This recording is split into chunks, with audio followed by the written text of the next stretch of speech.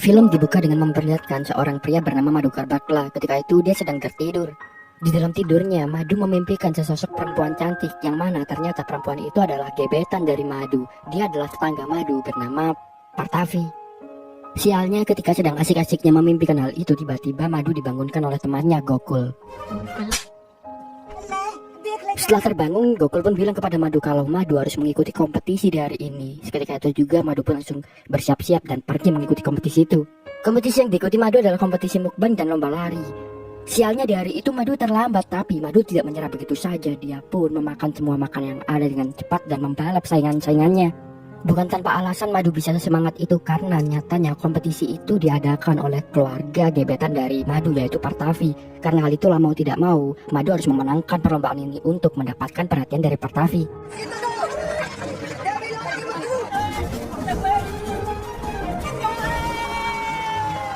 Benar saja dari itu akhirnya Madu pun berhasil memenangkan kompetisi itu. Setelah itu prosesi pemberian hadiah pun dilakukan oleh keluarga dari Partavi. Di sini pun diceritakan kalau keluarga Partavi adalah keluarga yang sangat kaya raya. Ayahnya adalah seorang politikus yang ingin menjadi anggota DPR. Hal itu sangat berbanding terbalik dengan keluarga Madu yang hanya berasal dari kalangan yang biasa-biasa saja. Meskipun banyak perbedaan, Madu tidak memperdulikan hal itu. Madu tetap berniat untuk mendapatkan hati Partavi, dan benar saja di hari itu Partavi pun memberikan hadiah kepada Madu. Tentu momen itu menjadi momen awal mereka untuk semakin dekat.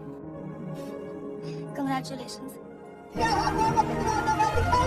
Beberapa hari kemudian menceritakan Partavi yang berniat untuk berenang di kolam renang. Di kolam renang itu ada pemuda-pemuda desa termasuk sahabat dari Madu, yaitu Pursottam. Karena Partavi ini berasal dari keluarga kaya raya dan warga-warga desa pun akhirnya takut dan segan kepada keluarganya. Ketika itu Partavi pun meminta semua pemuda-pemuda desa itu untuk pergi dari kolam renang karena Partavi ingin menggunakan kolam renangnya. Setelah usai berenang, Pursottam pun langsung bergegas pergi ke Madu. Di situ Pursottam bilang kalau sekarang Partavi sedang berenang di kolam renang. Sebaiknya Madu jika ingin bertemu dengan Partavi, Madu segera berangkat ke sana. Tanpa pikir panjang, Madu pun langsung bergegas pergi untuk menuju ke kolam renang. Sebelumnya dia pun mengganti pakaian yang paling keren dan tampil sangat rapi untuk bertemu gebetannya Partavi. Setelahnya Madu pun sampai di kolam renang. Ketika itu karena terlalu grogi melihat Partavi, Madu pun terjatuh dan akhirnya dia terluka dan dibawa ke rumah sakit. Di luar dugaan ternyata Partavi menjenguk Madu di rumah sakit. Tentu Madu menjadi sangat senang dan hal itu menjadi pertanda kalau sebenarnya Partavi ini juga memiliki rasa kepada Madu. Karena hal itulah Partavi pun pergi menjenguk Madu.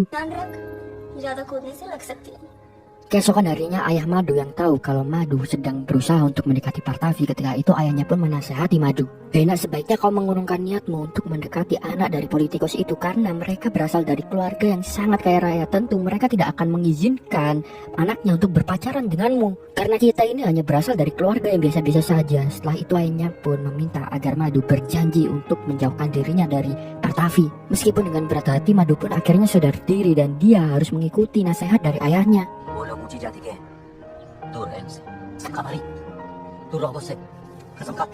Karena hal itulah keesokan harinya Partavi ketika akan mengajak ngobrol Madu, Madu pun berusaha menjauh dari Partavi. Tentu ketika itu Partavi menjadi heran dengan Madu karena hari-hari sebelumnya Madu sangat ingin mendekati Partavi. Kenapa sekarang dia berusaha menjauh terlebih lagi? Seumur hidupnya Partavi ini belum ada melihat pria yang menjauh dari dirinya seperti apa yang dilakukan oleh Madu. Tidak menyerah begitu saja, ketika pulang dari kampus Partavi pun berusaha untuk mendekati Madu lagi. Dia modus dengan bilang kalau motornya itu rusak, tetapi lagi-lagi di momen itu Madu tidak memperdulikan Partavi. Hal itu tentu membuat Partavi marah dan semakin tidak paham apa yang terjadi dengan Madu. Meskipun begitu, perasaan cinta yang begitu besar Madu kepada Partavi tidak bisa dia bendung. Karena hal itulah secara diam-diam Madu pergi untuk memandangi Partavi dari kejauhan. Sialnya Partavi memergoki Madu yang sedang melihatnya. Di situ Partavi pun langsung segera menghampiri Madu dan dia bertanya kenapa Madu menjauhinya akhir-akhir ini. Madu pun akhirnya terpaksa jujur ketika itu. Dia pun bilang kalau ayahnya melarang hubungan mereka berdua karena mereka berdua memiliki kasta keluarga yang berbeda. Setelahnya Madu pun langsung meminta maaf kepada Partavi. Tetapi Partavi tidak merespon permintaan maaf dari Madu. Partavi pun berkata kalau lebih baik Madu menuruti kata ayahnya saja. Tetapi di situ karena perasaan cinta yang begitu besar, Madu pun menyesali perbuatannya dan dia meminta maaf kepada Partavi karena memang Madu benar-benar mencintai Partavi. Sorry.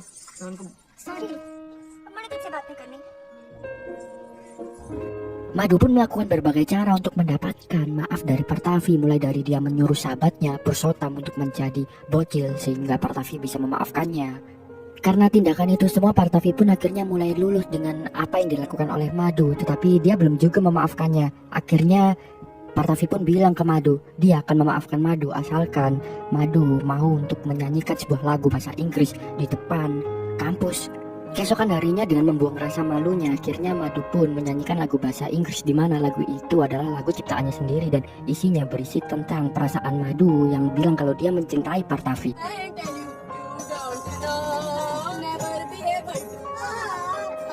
Setelahnya menceritakan kakak Partavi bernama Rup yang mendatangi kampus. Rup melakukan itu karena dia mendengar kabar kalau Partavi itu didekati oleh seorang cowok. Karena hal itulah kakaknya pun memastikan siapa cowok itu.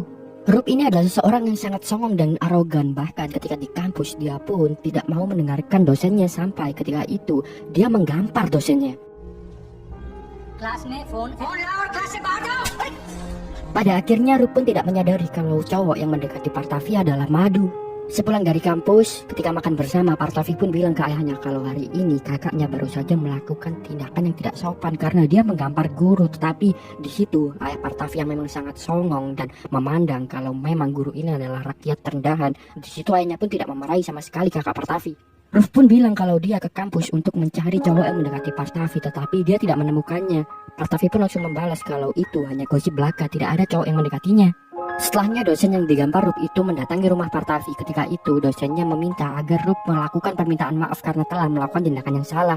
Awalnya Rup tidak mau, tetapi di situ ayahnya yang sadar kalau setelah ini akan dilakukan pemilihan penguasa sehingga dia harus mendapatkan hati masyarakat. Karena hal itulah ayahnya pun bilang kalau kali ini Rup harus meminta maaf kepada dosennya. Sorry. Tulia.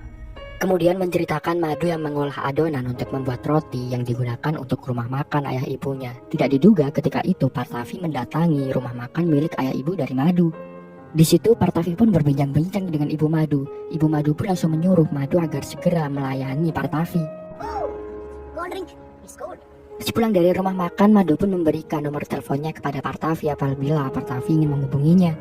Malam harinya Madu pun sangat tidak sabar untuk ditelepon Partavi. Tetapi setelah menunggu dan terus menunggu, telepon itu tidak kunjung tiba juga.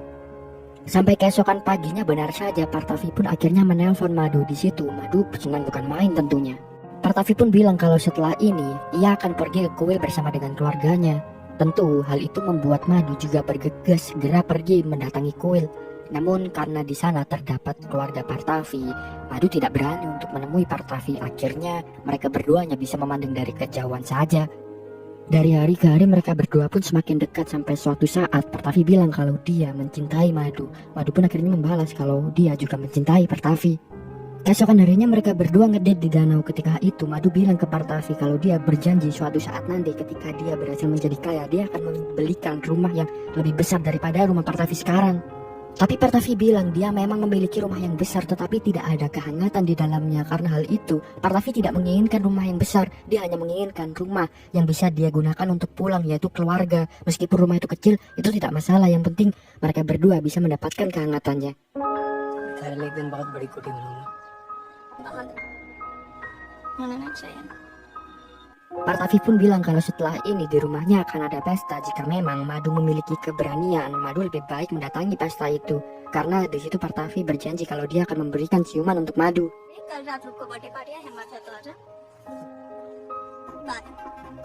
Benar saja, setelahnya Madu pun langsung pergi ke rumah Partavi. Di situ banyak sekali orang dan sangat ramai. Di tengah keramaian, tiba-tiba Partavi pun memberikan kode ke Madu untuk pergi ke tempat yang sangat sepi. Di tempat itu tidak ada orang sama sekali dan akhirnya mereka berdua ketika itu pun berciuman. Sialnya ketika mereka berdua sedang asik berciuman, mereka ketahuan oleh kakak Partavi, Rups. Rups pun langsung memanggil ayahnya dan di situ Rups langsung memukuli Madu dan ayah Partavi di situ akan menggampar Partavi. Setelah bonyok karena dipukuli oleh kakak Partavi dan teman-temannya, Madu pun pulang ke rumah. Di situ dia menangis ke ayahnya karena ketakutan. Ayahnya pun sempat memarahi Madu ketika itu karena sebelumnya ayahnya telah memberikan nasihat kepada Madu agar menjauhi Partavi, tetapi tetap saja Madu tidak melakukan hal itu. Namun pada akhirnya ayahnya yang kasihan, dia pun memeluk Madu ketika itu. Di saat yang lain memperlihatkan Partavi yang tidak mau untuk makan apapun karena dia kepikiran kalau Madu akan diapa-apain oleh ayahnya. Karena itulah ayahnya pun menyita handphone Partavi sehingga Partavi tidak bisa menghubungi Madu. Kemudian memperlihatkan Madu bersama sahabatnya Purushottam dan Gokul yang ditangkap oleh polisi. Mereka dijebloskan penjara atas arahan dari ayah Partavi. Ya memang kepolisian di sana itu sangat menuruti perintah dari ayah Partavi selaku orang kaya dan penguasa di wilayah itu. Tidak hanya sampai di situ saja, Madu bersama dengan sahabatnya pun ketika dalam penjara dia pun juga dipukuli sampai babak belur. Selanjutnya Madu bersama sahabatnya hendak dipindahkan ke penjara lain. Namun ketika itu Partavi datang dan menyuruh petugasnya untuk membebaskan Madu. Tapi permintaan itu tidak disetujui oleh ayahnya. Akhirnya Partavi pun dengan nekat dia mengambil pistol yang ada di kantong Pak Polisi, dan seketika itu juga dia langsung memberi ancaman kalau ayahnya tidak membebaskan Madu dan sahabatnya, dia akan menembak dirinya sendiri. Pada akhirnya mereka pun bisa melarikan diri dari polisi dan keluarga Partavi. Partavi yang memang sudah mencintai Madu, akhirnya ketika itu mereka berdua pun untuk memutuskan kabur dari keluarganya dengan menaiki kereta. Setelah beberapa waktu berjalan, akhirnya mereka pun sampai di Mumbai. Di kota itu mereka tidak punya kenalan dan mereka juga kebingungan karena mereka tidak membawa uang sepeser pun. Saat itu mereka berdua kehausan. Untungnya Madu terbiasa meminum air keran, tetapi Partavi yang memang berasal dari keluarga kaya, dia tidak bisa meminum air keran. Alhasil ketika itu Madu pun nekat meminta air minum ke penjual. Untungnya penjual itu baik dan memberikan air gratis kepada Madu. Karena butuh uang, Partavi pun akhirnya terpaksa untuk menjual anting yang dia kenakan untuk mereka gunakan membeli makanan. Sesuai makan, Madu pun menghubungi pamannya. Di situ Madu bercerita tentang masalahnya. Akhirnya paman Madu yang baik, dia pun menyuruh mereka berdua untuk pergi ke rumah pamannya, dan di situ mereka bisa tinggal untuk sementara waktu.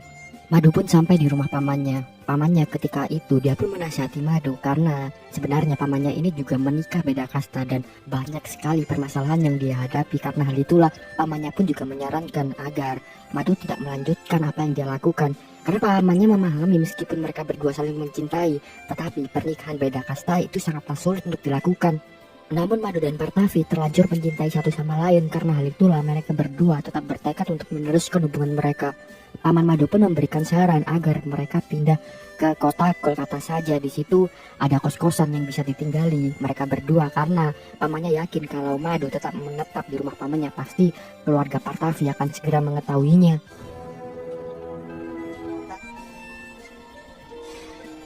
Hari demi hari mereka jalani kehidupan di kos-kosan itu. Madu pun mencoba mencari pekerjaan di kota tersebut, namun mencari pekerjaan tak semudah mencari gorengan.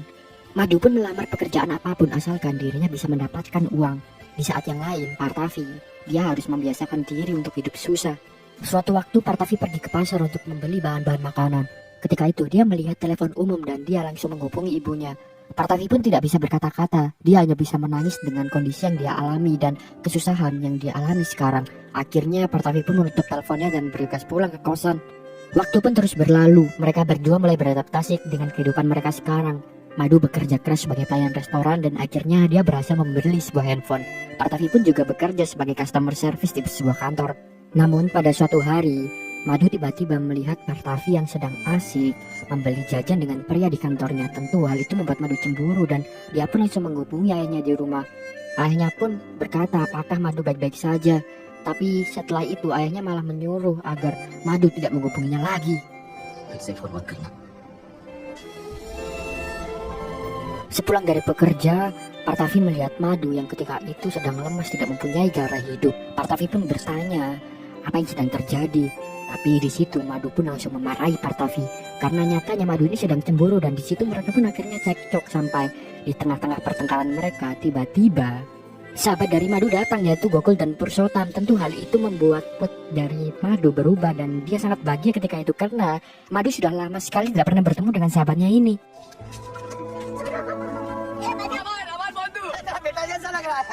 Sahabat Madu akhirnya tinggal beberapa hari di rumah Madu. Di situ Gokul berkata kalau semuanya akan baik-baik saja. Madu tidak perlu risau lagi. Gokul pun juga memberi kabar kalau sekarang ayah dari Partavi itu sudah memenangkan pemilihan.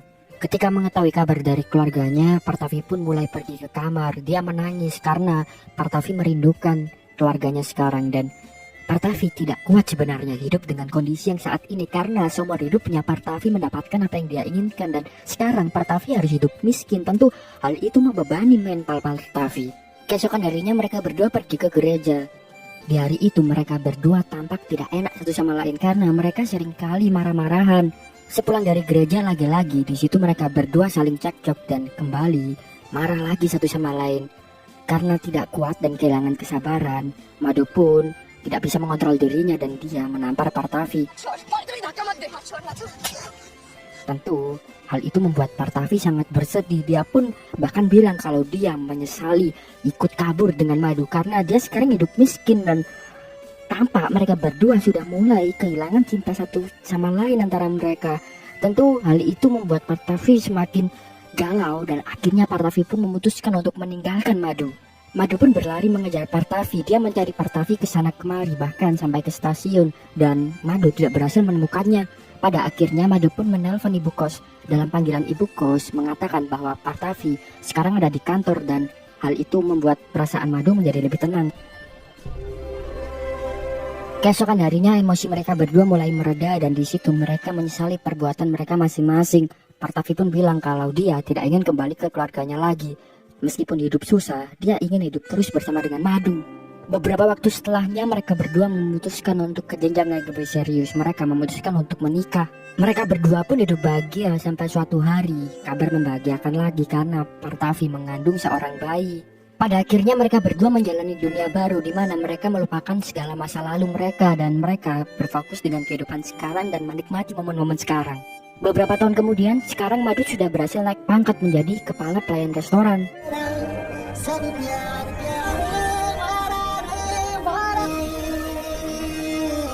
Madu sekarang juga mampu membeli rumah untuk dia tinggali dengan keluarga kecilnya. Di luar dugaan ketika itu tiba-tiba kakak Partavi yaitu Rups datang ke rumah Partavi untuk mengunjunginya. Partavi pun sangat kaget, terlebih lagi sekarang kakaknya ini menjadi sangat baik sekali. Kakaknya pun langsung menggendong anak Partavi dan bilang kalau dia adalah pamannya. Lihat keanehan dari kakak Partavi, sebenarnya Madu sangat curiga ketika itu. Tapi Partavi bilang kalau mungkin saja sekarang kakaknya sudah merestui hubungan mereka berdua. Karena perkataan itulah Madu pun menjadi percaya. Setelahnya Partavi pun keluar untuk memberi makanan. Tidak diduga ketika dia balik ke rumah, sangat menyedihkan, ternyata Rups dari tadi dia tidak benar-benar baik. Dia ada niat jahat ketika itu. Ya, Partavi melihat Madu dengan anaknya tewas mengenaskan di depannya. Hal itu karena Madu dengan anaknya itu didorong oleh kakak Partavi dari atas sehingga mereka berdua meninggal dunia. Dan ya, itulah ending dari film ini.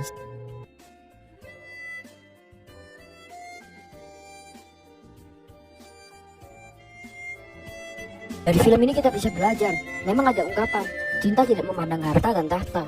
Tapi realitanya seringkali berbeda, karena pada dasarnya, pernikahan bukan menyatukan dua insan saja, tapi dua keluarga. Terima kasih sudah menonton, jangan lupa saksikan konten selanjutnya.